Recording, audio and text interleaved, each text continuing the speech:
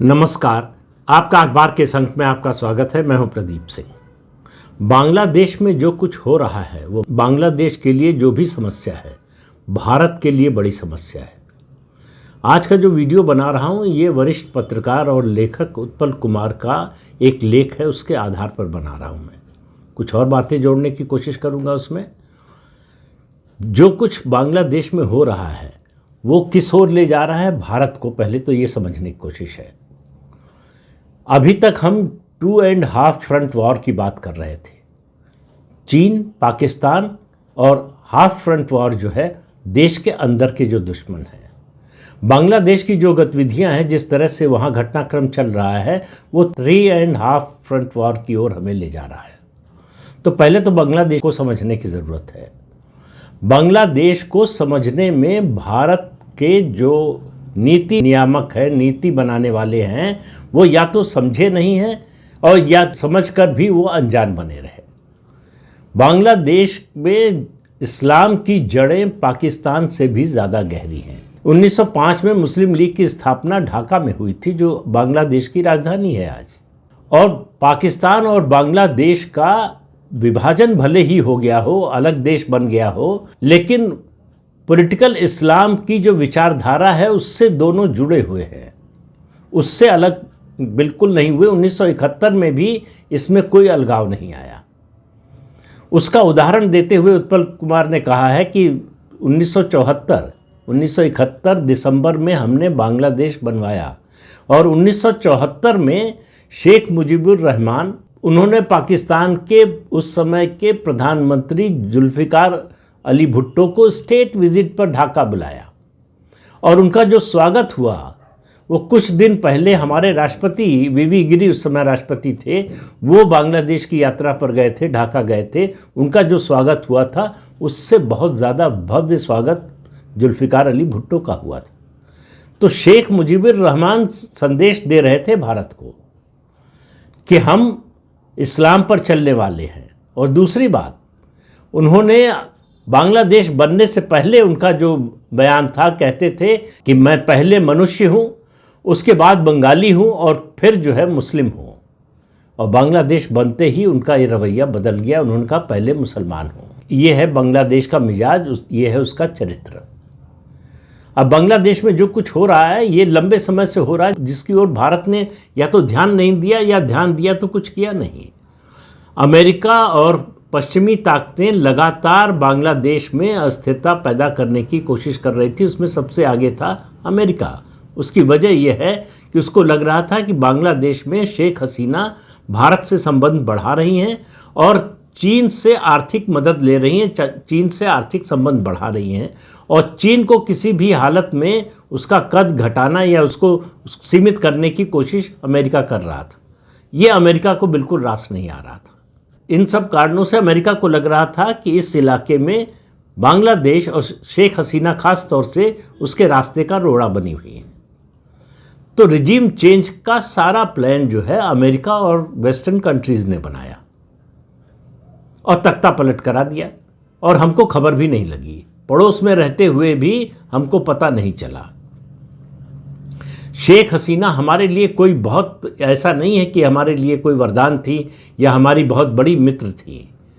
ये सही है कि हमारे जो स्ट्रेटजिक इंटरेस्ट हैं उनका उन्होंने ख्याल रखा, लेकिन जब इस्लाम की बात आए, जिहाद की बात आए, तो शेख हसीना और उससे पहले के उनके जो शासक थे या पाकिस्तान के जो शासक हैं उनमें कोई ज़्यादा अंतर नहीं है।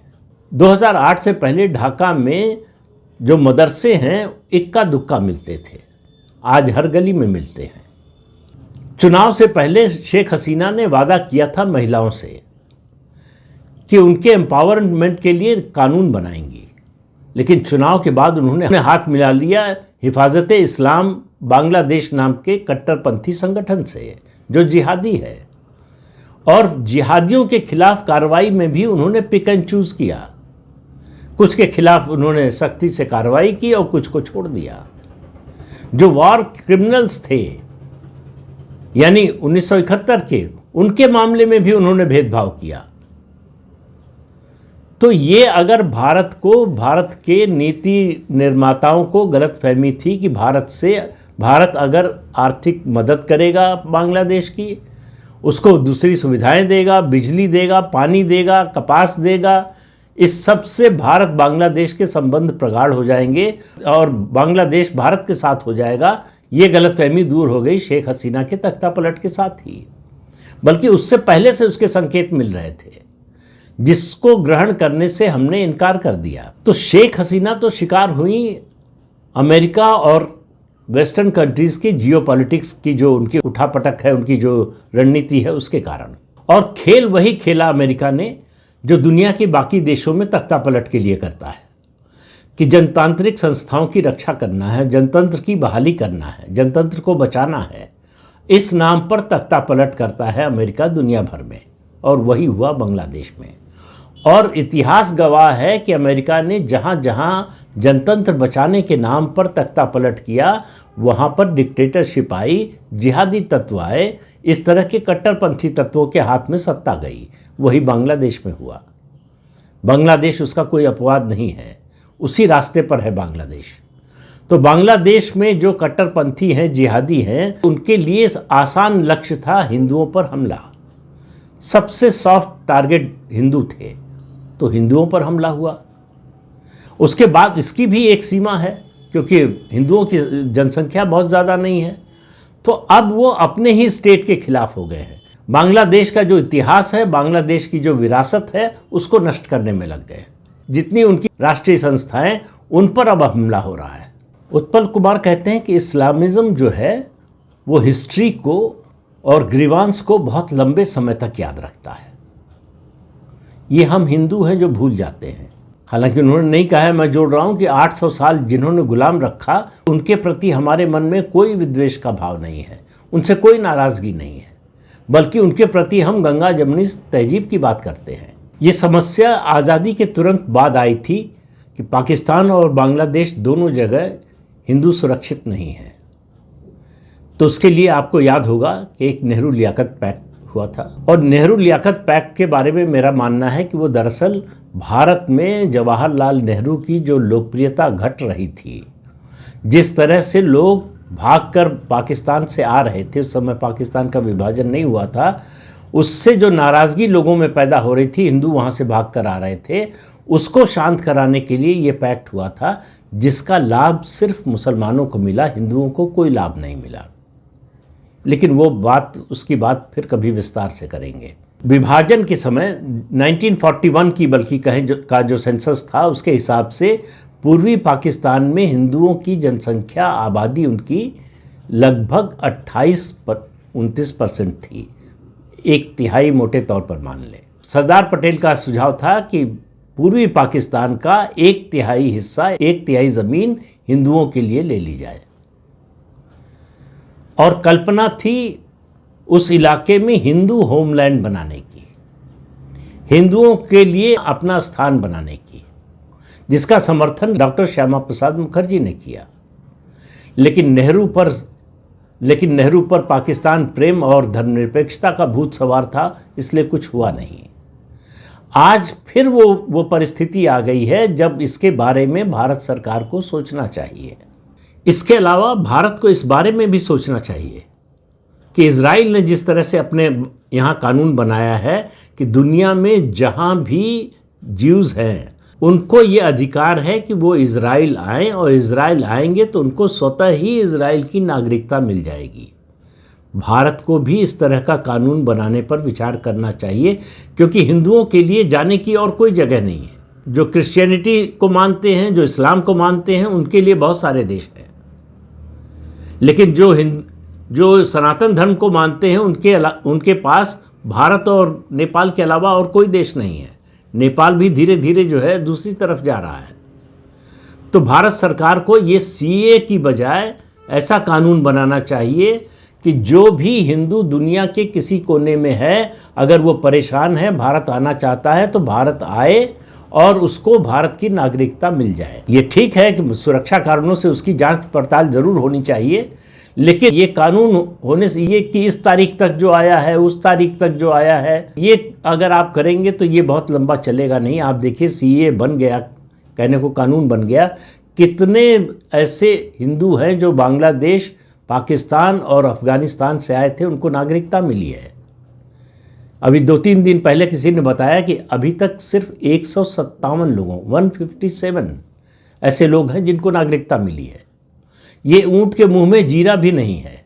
तो ऐसे कानून को बनाने का फ़ायदा क्या है जब जिनके लिए बनाया गया उन्हीं को फ़ायदा नहीं मिल रहा है। इसलिए ज़रूरत इस समय की ये है कि भारत सरकार इस बात को समझे, अगर हमें 3.5 फ्रंट वॉर की ओर नहीं जाना है तो बांग्लादेश के बारे में सख्त कदम उठाए।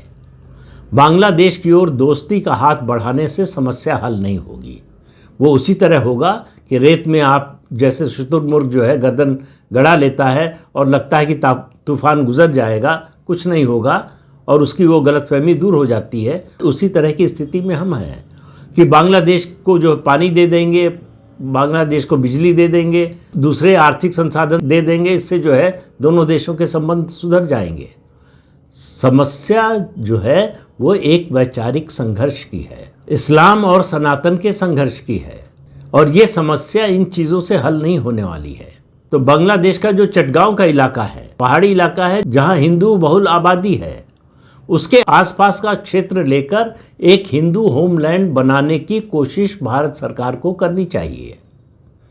अगर बातचीत से हो जाए तो बातचीत से हो जाए, जो कि मुश्किल लगता है। ताकत से हो तो ताकत से हो, क्योंकि बांग्लादेश को मालूम है कि वो सीधे संघर्ष में नहीं उतर सकता भारत के साथ। तो इसलिए वो ऐसे टारगेट खोजता रहेगा जिससे भारत परेशान होता रहे, जिससे भारत के लिए मुश्किलें पैदा होती रहे। इसलिए पहले हिंदुओं पर हमला, फिर ये जिहादी तत्वों का समर्थन और उनको एक तरह से सत्ता सौंपने की तैयारी है। आप अंदाज़ा इसी बात से लगाइए कि अमेरिका और यूरोप किस तरह से इन जिहादी तत्वों के साथ हैं बांग्लादेश में। ये जो हादी मारा गया है, इसके मरने पर शोक व्यक्त किया है अमेरिकी सरकार ने। जर्मनी ने अपने दूतावास में झंडा झुका दिया। तो अमेरिका और यूरोप बांग्लादेश के जो जिहादी तत्व हैं उनके साथ खड़े हैं। भारत को तय करना है कि वो किसके साथ खड़ा होगा, बांग्लादेश के हिंदुओं के साथ खड़ा होगा या उन जिहादी तत्वों की जिनकी नई सरकार बनने की पूरी उम्मीद दिखाई दे रही है उनके साथ खड़ा होगा। बहुत से लोग, आप डिप्लोमेट्स को सुनिए, इस देश को बर्बाद करने में ब्यूरोक्रेसी और उससे ज़्यादा मैं मानता हूं कि इस देश के बहुसंख्यक डिप्लोमेट्स का हाथ है, जिन्होंने इस देश के विरोध में ही काम किया है, देश के हित में काम करने के नाम पर। वो आज भी कहते हैं कि हमें इंतज़ार करना चाहिए, नए चुनाव होने वाले हैं, नई सरकार बनने वाली है, उससे फिर हम बातचीत करेंगे। क्या बातचीत करेंगे? 79 साल से पाकिस्तान से बात कर रहे हैं आप कि चुनी हुई सरकार से बात करेंगे, फिर कहते हैं कि नहीं अब तो डिक्टेटरशिप है तो उन्हीं से बात करनी पड़ेगी, जो सत्ता में है उनसे बात करनी पड़ेगी। तो बात से मामला हल नहीं होने वाला है, इसका स्थायी हल खोजने की ज़रूरत है। और याद रखना चाहिए भारत को भी और भारत में हिंदुओं को भी कि डायरेक्ट एक्शन डे की कॉल कलकत्ता में दी गई थी, जो अब कोलकाता है, और कब दी गई थी? 16 अगस्त को। अब आपको इस बात का ध्यान है कि 16 अगस्त की ही तारीख क्यों चुनी गई? 16 अगस्त वो तारीख है इस्लाम के लिए और इस्लाम के मानने वालों के लिए बड़ी पाक तारीख है, जिस दिन जंगे बद्र हुई थी। इस्लाम की स्थापना की सबसे बड़ी जंग थी वो, इसलिए डायरेक्ट एक्शन डे के लिए 16 अगस्त की तारीख चुनी गई थी। हमको शत्रुबोध और स्वयं बोध तो छोड़िए, इतिहास बोध भी नहीं है कि इतिहास की घटनाओं का महत्व क्या है। हमारे विरोधी इसका इस्तेमाल करते हैं पूरी तरह से। हमको इन सब चीज़ों से फर्क नहीं पड़ता, लेकिन बांग्लादेश आने वाले समय में पाकिस्तान से बड़ी समस्या बनने जा रहा है भारत के लिए। अगर अब भी भारत सरकार नहीं चेती तो पाकिस्तान के साथ जो हम युद्ध लड़ रहे हैं, एक नया मोर्चा खुलने वाला है। तो इस अंक में इतना ही, अगले अंक में फिर मिलेंगे किसी नए मुद्दे के साथ। तब तक के लिए अनुमति दीजिए। आपसे अनुरोध है कि ये चैनल देखिए, शेयर कीजिए, लाइक कीजिए और सब्सक्राइब जरूर कीजिए। नमस्कार।